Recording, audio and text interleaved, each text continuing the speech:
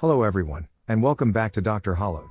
In today's episode, we are taking a look at the fastest way people have ruined their lives.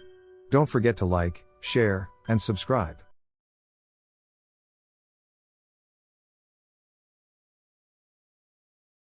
I am an RN and worked in ICU for a few years of my career.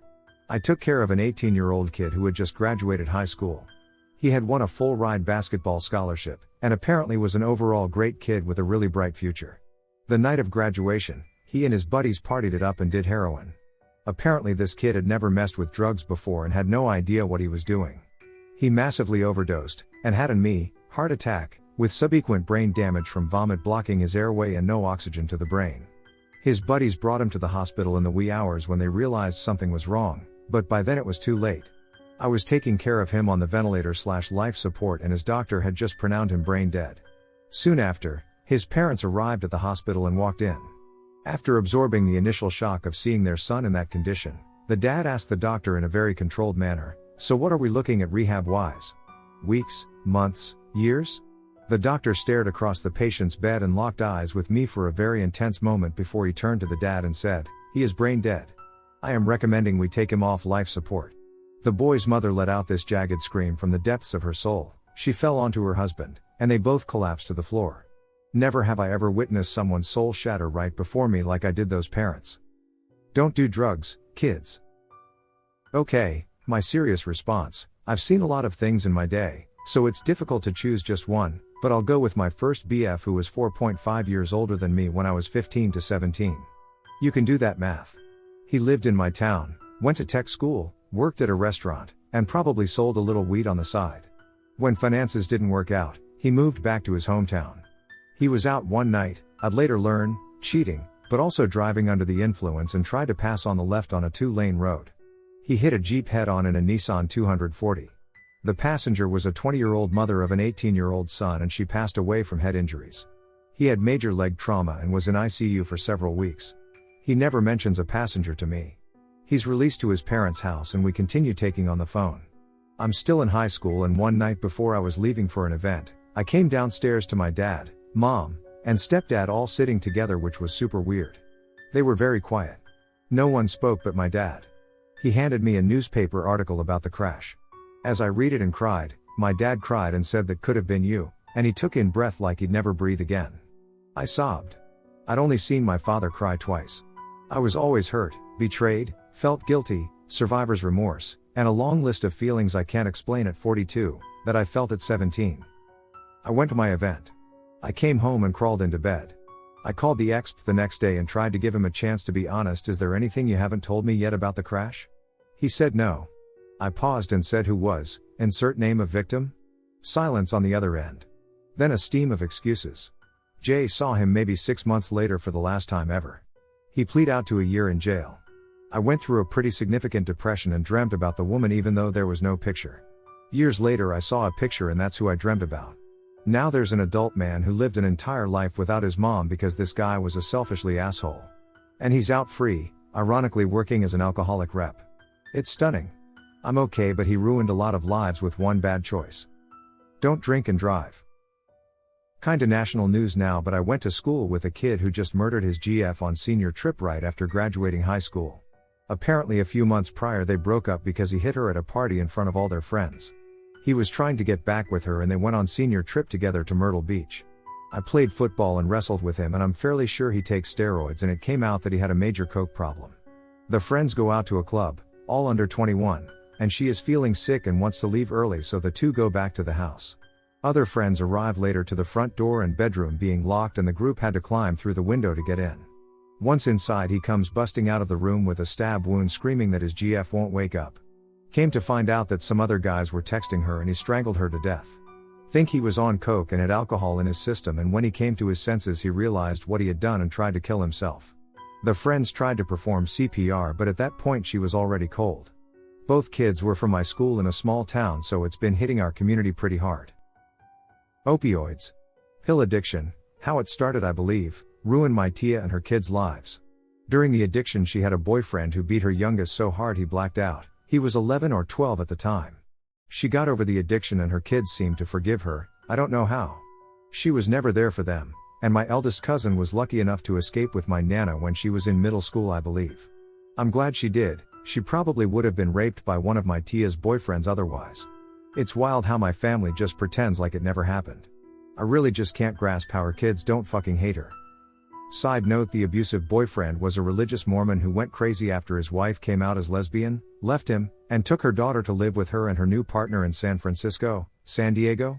I can't recall. My family all knew him. I would argue he was a family friend. He got 12 years for the violence he inflicted on my cousins and Tia. He might get out earlier though. It's so surreal to look back and see how oblivious I was to it all as a child. It's even more surreal to see how my Tia doesn't even seem that guilty. She always blames the boyfriend, changes the subject to talk about him and his evils. She never really seems sorry that she was such a horrible mother, she just deflects. Friend of a friend cut off all his family and friends because of his girlfriend. She was very manipulative and fabricated a lot of stories, all revolving around her being hurt or a victim. He would always leave events early or not go based on her deciding. He ended up going to her family events only. She lost her job and claimed bullying and unfair dismissal, but it was proven in court she'd lied and potentially stolen from her employer. They sunk a lot into legal fees and had to leave their rented home. Her employer dropped the countersuit but destroyed her profile with recruiters. They ended up living with her parents and then ultimately bought a house close by. I saw him once, and he looked so unhappy. I later learned he'd tried to break up with her and she'd said he raped her. The police ultimately figured out what was happening, but the rape claim made it to Facebook and he was suspended without pay for a time. She later claimed she had been on strong medication and claimed it was a combination of stress and drugs, and he would never hurt her. She became obese and refused to work and tried to get some sort of social welfare, but again, she was denied as she lied about her illnesses. He ultimately dumped her and got his shit together after 12 years, but my close friend said he lost about $60,000 keeping her and her parents afloat, attempted suicide once, has lost his career and lives at home with his father. He has no real will or ambition to do anything and has a restraining order against his ex because apparently she tried to rent a property close to his father's. He had all his arrangements made to travel Europe just before he met her, but he cancelled to allow her to save up and go with him, which never happened. Almost throughout the period his dad had tried to help him but to no avail as his ex threatened him and said his son was hers. She even nuisance called him repeatedly. The guy also told my friend he didn't have the balls to break up with her and had this misplaced sense of loyalty that she had manipulated masterfully. When I was younger, my dad got real into gambling. He always had a bad thing for those scratch-off lotto tickets, but it was manageable. They opened a casino 30 minutes away, and within a few years he was consumed. He was sleeping in their parking lot. Missing work. Years later, we found out he was $1,000s in debt and had blown through his pension, 401k, and his savings. It's crazy because this was a dude who pinched every single penny. Notoriously cheap. Even questioned how much money he was giving us for school lunches. One night, before we knew how big of a problem the casino was for him, my wife and I went there and met him. We eventually went on our own, and I found one of those video poker machines. The ones where there is a video of a live dealer. It was like $5, plus whatever amount you would put up for the bonus. The bonus pays you if you had something like the same suit or number, etc. This game sat next to me and his GF/wife behind him. He kept betting $5 on a hand at $200 on the bonus, the max bet. He did this a few times until he would eventually hit the bonus after a few tries. So he was up in the 1000s at this point. Within 5 minutes, it was gone. All of it gone. I estimated they lost $1,200 of their own money in addition to the 1000s they could walk away with. The wife/GF ran away sobbing. The guy looked at me and said, "That was my rent money." I turned around and left. Until I remembered that guy destroying his life, or at least his rent, in front of me. I thought the answer to your question was my dad. I worked at an insurance company that sold life insurance door to door. Salespeople would come in, give you the pitch, and if you were in, they'd do a mouth swab to check for some diseases and confirm you were insurable. They'd send the swab to the company lab and assuming you didn't have cancer, etc. Your policy would typically be accepted. One customer gets a rejection letter a few weeks after the swab indicating that they tested positive for HIV. Coincidentally, a few others get the same result. These folks are very surprised. They go to the doctor and find out that they do not actually have HIV. Said folks then call the insurance company with the understandable, "What the fuck" line of questioning. The insurance company starts doing some investigating and turns out that a whole slew of people were buying policies from the same guy who was swabbing his own mouth instead of the customers. He got fired and told he has AIDS in the same conversation. Moral of the story? Stay undetectable with Dovido. A failing company, the owner, a genius software engineer, but a terrible person, and a horrible business owner, wanted to sell it. He was $80,000 in debt and was going bankrupt. He got an offer from a competitor who was also a rival for many years. They offered $120,000 mostly because of a large portfolio of customers that they could reach out to. He refused, out of pride. His asking price was $140,000 and he refused to even negotiate.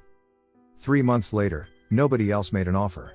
His debts increased to close to $100,000 in total and the company was costing him more and more money every day. The aforementioned competitor used money to advertise, some clients willingly jumped ship, and 4 months after the initial offer, the same competitor made another offer, $80,000. They didn't have to. The company was dying and all of the customers would jump ship automatically when the company would die and their hosting would also go up in smoke. Of course, he rejected that offer, too. 2 weeks later, he went bankrupt and lost his home. Nobody helped him because he's an insufferable asshole. He was now homeless. And this was 18 years ago. When I went back to that city a while ago I saw him. He's still homeless. He isn't addicted, he's just angry at the world and at himself I guess. My brother. And he's done it 3 times now. The first time, he turned down full ride scholarships for sign language interpretation because he wanted to play football at a small college. What degree was he going for? General studies. How much did he spend? Thousands. Dropped out first year after he was put on academic probation. Second time, he got himself kicked out of the army on his second enlistment for failure to adapt. Ended up falling into drunken homelessness until he finally got stuck into a VA inpatient rehab. Third time, he'd made a life driving truck, had gotten married, his, now ex-wife had a kid with him, and something happened where he claims he was trying to go vigilante to save trafficked kids, but as far as the state is concerned, he had some CP on his phone. Is currently in prison, his wife will not let his side of the family see my nephew. Supposed to get out in a couple months. I expect to see him destroy his life a 4th time. Had a friend who was awarded a full scholarship to an Ivy League school, but was in love, so decided to go to a school in Chicago to be near him. 4 years later and won $10,000 in student loans. It turns out the school is not accredited and the boy has been cheating. She stayed with him, got a retail job and lost everything. It's been 15 years and they are still together living in a single wide trailer. He won't marry her, she is in more debt than I could imagine, and he has 2 kids by other women. She's dedicated her life to him and refuses to believe it's his fault he got those women pregnant. She's gotten a bit of a better job but he doesn't work and she's just trying to keep up with their cost of living. The thing is, she is really smart and nice, she just loves a man that's bad for her. An acquaintance of mine married a stripper. Not disparaging strippers in any way, but this particular woman was shady. He was lonely, financially stable, and really nice. She saw an easy mark and love bombed him into the relationship and early on started hinting at a ring being the thing she'd need for exclusivity. He eventually got her that ring in a few weeks and they were married. She was doing a lot of extra work for patrons at her particular strip club but claimed she was done with all that once they got married. Little did he know she was still regularly sugaring for some preferred clients and middle-manning drug deals for some extra scratch and party favors. He became extremely distraught and depressed when he found out she was essentially a drug-dealing prostitute, his words. She offered him drugs to help him cope, because she wasn't stopping so he just needed to deal with it. He took the drugs because he didn't want to be depressed and he didn't want to divorce her and be alone again, feeling like he failed at marriage. He lost his job due to increasingly poor performance, likely caused by the stress and drugs, Xanax mostly. Then he wrapped his car around a pole going 90 while high off his ass on Xanax. He survived, but was handicapped. She left him while he was recovering in the hospital, never even visited him. Took his TV, PlayStation, and bank card though. Also, since he lost his job, his insurance coverage lapsed so the medical bills were drowning him and he couldn't afford proper aftercare to heal. I lost track of his story after that, but I know his life was irreparably altered in the span of a few months. My ex was dating a guy and they both lived in an apartment that she was the leasing manager of. It turns out that not only was he addicted to cocaine, she claimed she didn't know, but he was using her keys to steal jewelry and other items from people to fund his habit. The cops kicked her door in at 3 a.m., she was arrested along with him and both charged. Obviously she lost her job. He admitted that she didn't know anything and she was let go. But she can't work in that field anymore due to her reputation. A few months later she got a DUI and lost her license. Then a few months after that she stepped in a hole and shattered her ankle. She now has a limp from the pins in it. She then got addicted to pain meds, lost her child to the child's father due to the pain meds addiction, had a minor stroke at 40 and lives in her car because her mom threw her out. All within the span of about a year. Another kid I knew growing up was an asshole. Would push people's buttons for fun. One day at a party he pushed some people who were gang members. They beat him with baseball bats and shovels. He got brain damaged and is now basically mentally a child. Another was my cousin's ex-boyfriend. Right after high school, when he was 18, he got a fund from the settlement from when his father was killed by a tractor-trailer driver. Basically he got a check for $100K. Met some people that used him and people tried to tell him. Within 6 months the money was gone and so were the friends. Another one was my friend in HS who became a crack dealer. 6 months after HS, this sweet-looking ginger kid got ripped off by a junkie, went home and got a knife, came back and stabbed the junkie to death. Life in prison without parole at 18. 6 months after graduating HS.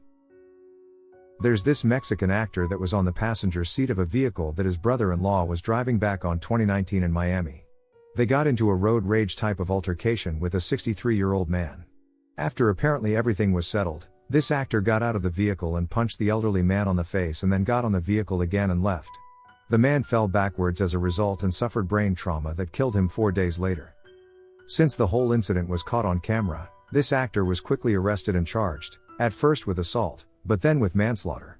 As a consequence, he lost all his acting gigs in Mexico. In fact, he wasn't even allowed to leave the US, and pretty much went broke due to all the legal fees. There was even talk about his wife leaving him at some point, though she showed support during his trial earlier this year. Last February, he was finally sentenced to 5 years in prison and 8 years probation. A life was lost and several others were ruined in less than 5 seconds because of this man's lack of patience and uncontrolled rage. My wife worked at a mental hospital for long-term patients. Basically most of the people there were going to be there forever and wouldn't really get better. One patient she had was a lawyer. Super smart guy, who had just finished up his law degree at some highly respected school. Was scheduled to take his bar exam and spent the month leading up to it in super study mode. Studying 16 hours a day, etc., etc. Anyway, the day of the exam he wakes up and doesn't feel super great.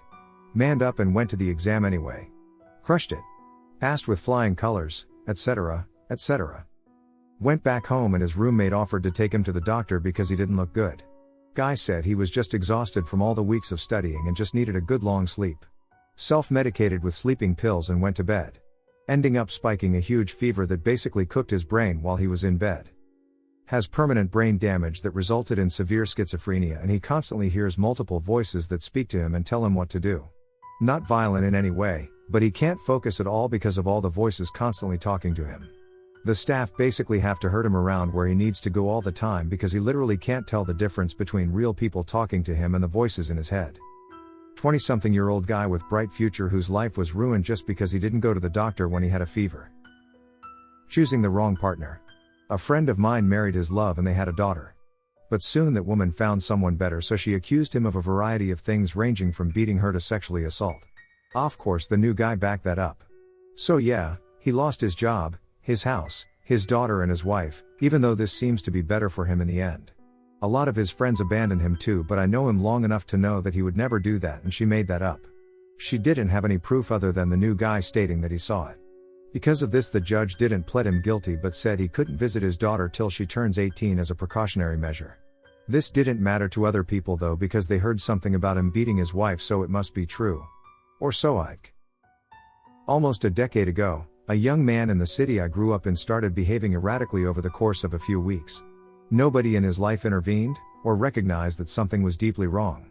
Eventually, at an end-of-the-year party thrown by fellow students of one of our local universities, he fully snapped, had a complete psychotic break due to his at the time undiagnosed and untreated schizophrenia, and stabbed 5 people to death.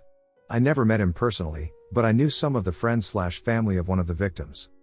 He was found fit to stand trial but was declared not criminally responsible because of the severity of the aforementioned mental illness. He's still in psychiatric treatment, and was recently denied release as despite his progress he's still considered too large a risk. Honestly, the whole thing breaks my heart. 5 people dead because some dude's brain is fundamentally malfunctioning, and while I fully agree that he's too dangerous to be released, I feel for him too.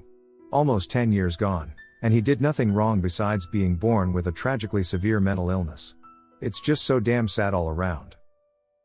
Knew a guy who was all set with a football scholarship for college. So before he left, him and his buddies threw a huge going away party in a field by his house, including a bonfire.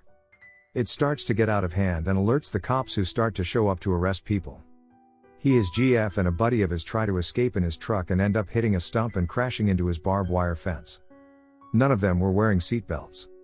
His friend survived, albeit with a massive concussion that years later affects his memories. His girlfriend was thrown from the vehicle and died on impact.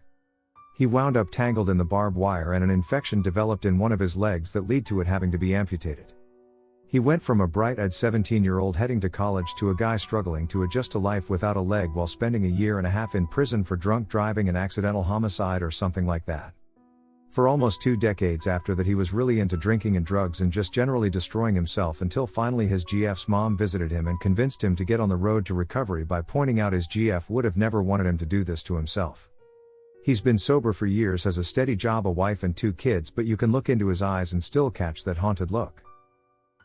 I worked at a bank years ago, helped a customer who was just married open an account with the gifted money from their wedding. A few weeks later, I helped them open a CD for 6 months with a 6-digit check. 7 months later, I saw this person's spouse walk furiously towards my counter asking for a balance. As they did that, the person who originally opened the account tried to slyly hand me a note that read a balance they wanted me to read. I froze. Over that last month, this person would come in every Friday with their friends and they'd be scheming ways to beat a casino. Obviously, they lost. The account was actually negative. I couldn't bear the burden of telling this poor spouse that their entire account was negative, and all the money from the wedding and from the accountant's buyout check, a check an employer gives you to voluntarily leave the job, was all spent at a casino over a 1-month period. I walked away and went straight to the manager, explained the situation. My manager had too big of a grin, emo, but they went and spilled the beans. It was followed by a bunch of screaming, crying, and pounding on counters and feet on the floor. My co-workers seemed to get a good laugh from it, but, to this day, I get anxiety thinking about it.